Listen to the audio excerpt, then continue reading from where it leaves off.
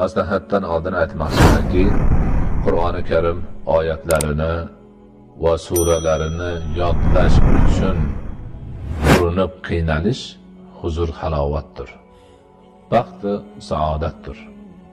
Agar oyat karimani yodlash uchun qiylanayotgan bo'lsa, sura-i karimani yodlash uchun qiylanayotgan bo'lsa, Allohning kalomi yo'lida qiynalayotgan bo'ladi. Bunday odam yodlaganiga bir savob oladi, qiynalganiga bir savob oladi. Qiynalmay yodlaganlar faqat yodlaganiga oladi. Lekin qiynalganlar 2 barobar savob oladi. Yodlaganiga bir, qiylanganiga bir.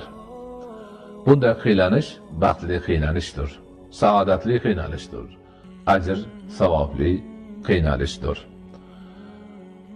Boshqalar turli narsalarni bo'lmag'ir, o'ziga zarar keltiradigan narsalarni yodlashga qiylanib turganda, bir bandaga Alloh taolo o'zining kalomini, oyatlarini, suralarini yodlashda qiylanishni nasib qilsa, bu baxt, saodat deb bilish kerak.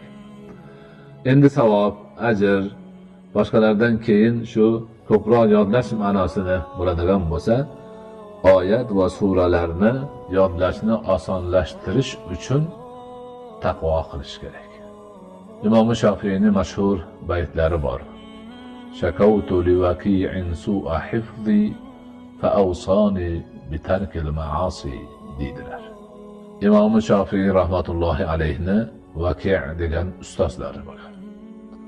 Imom Shofiy borib ustozlariga bu savol berayotgan azizimiz singari shikoyat qilgan ekanlar. Mani xotiram sust, yodlash qobiliyatim zaif deganlarida, undoq bo'lsa ma'siyatlarni tark qil deganlar.